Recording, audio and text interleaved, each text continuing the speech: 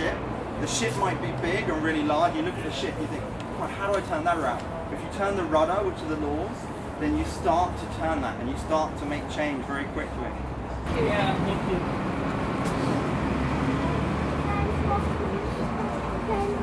Ask him to turn next door out. Okay, yeah. I'll take some of these. Yeah, do, yeah.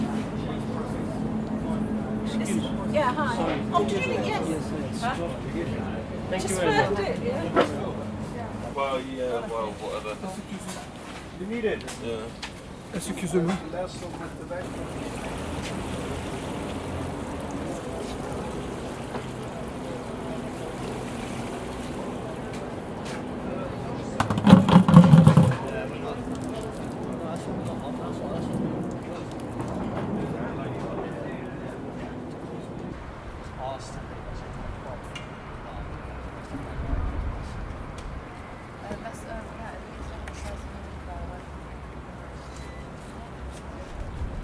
I think by 8 o'clock all you lot will be freezing your asses off and you'll come over to us.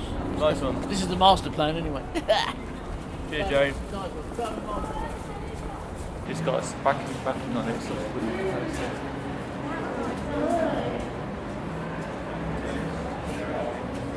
So many people are dying because they can't afford to heat their homes. So where is the morality in this country? I mean, that to me is one of the jokes of the year. Yeah. Well, we can call for it, and I You know, hope that we respond to it. I mean, you have responded this guy already. is a hypocrite. Well, You know, they are responsible for allowing the energy companies to have such high price. They are responsible for killing people. They are, in a way, murdering people. And this guy then is making a speech calling for in this country. I think we could have demonstrations outside the energy companies' offices with placards saying murderers, because that's what they're doing. Even if we get arrested, we should have placards outside their offices saying they are murdering people every year, so they can boost their shareholders' pockets and their own pockets. They are murdering people. I mean, I know that there has been. Let's not beat about the bush. Let's have placards calling them murderers. Let them take us to court. Yeah? They are killing people, murdering people. All the time, every year you see how much the prices are going up. Right? What you could do, have a model of a coffin with a skeleton inside or something like that, saying a placard saying 28,000 whatever deaths per year because of these bastards. Yeah? I mean, Hit them hard. Use images to hit the bastards hard. Expose what they're doing. I mean, And then put it on Facebook and YouTube and send it around the world so the world knows what's going on. Great Yeah? idea. Yeah. And using stark imagery on that YouTube, you mean? Yeah. Hit the bastards With a coffin hard and a with murder. images Yeah. all around the world. Yeah. And this bastard Cameron, yeah, talking about Christian moral values. What fucking moral values has he got? He's a hypocrite. If there are people dying of cold every year while the energy companies put the prices up all the time and the government allows them to do it, we are not a civilised society. I agree. Yeah? This country is not a civilised society. Nature is the only superpower, they read. Your heart is the weapon the size of a fist, they read. Make occupation your occupation, and on, and fierce discussions erupt on street corners. It's like 18th century France all over again. The pendulum's beginning to swing. We're at the point of zero gravity between more of the same and a Mexican wave that won't sit back down. Now a pandemic of tented towns. Dome tent cities pop up like frog spawn. mini tax havens for the super poor, prime real estate for insurrection, emergency housing for the desperate and indignant. I'm Spartacus. To the trench foot of why fucking bother, hacking up the severed limb of who gives a shit, and feeding every bit of this shit that we're given into a giant composting system. There's a verdant pulsating energy shooting through the cracks of a shattering system. Seeds of change and germination. Here at ground zero, indignation solidified. A population galvanized. The 99 personified. We've come to talk about what's going down. Camped out, new fields of possibilities. We meld and become one body, soldered by the tent pegs of love and solidarity. Silhouetted by cues of mesmerized traffic, there are pavement fanatics, suited sympathetics, ecclesiastical renegades, sandals and trainers, ecumenical, transgenerational, amateur professional, dermatologically spectral.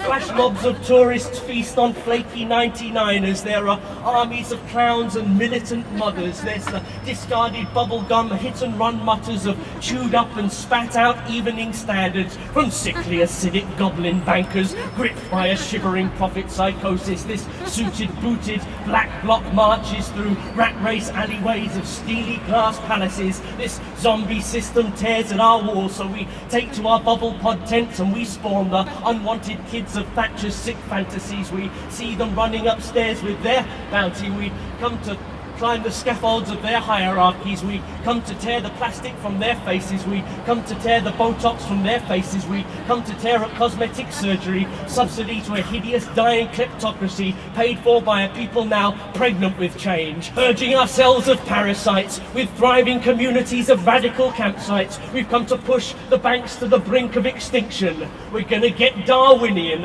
armed with information and critical discussion, and spreading like the advancing Sahara, bearing tent poles and a sense of humour. So what they did is get certain individuals to dress up as opposite factions.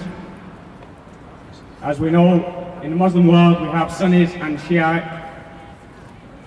If you dress as a Sunni and go into the Shiite areas and perform terrorist acts, then you're going to start to create tension amongst the local population.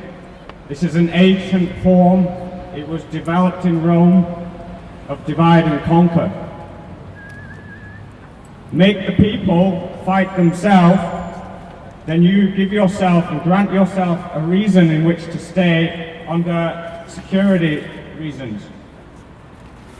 By doing that, it allowed us to maintain an occupation in Iraq in which over 1.4 million civilians died and countless people were injured as a result from both sides. They won't tell you in this country, they only say how many people died, but in fact there's tens of thousands of people walking around missing legs and arms and other traumatic experiences, including psychological effects. Over 40% of the population in Iraq are children. So who do you think the largest casualties were? Are they terrorists? I would say no. So the cost to human life of war is enormous. We go to Syria, there's 5,000 dead because the government is trying to put it down in the ground. But what will happen is our government will be watching and maintaining, looking at what's going on, and they'll be playing it like a game. They'll be waiting to see which side is going to win. As soon as they figure it out and they place their bets, they will switch sides. I guarantee you, once they realize the people will win, they will switch sides, and that will allow them to continue to implant another Western-friendly government who will basically do their bidding.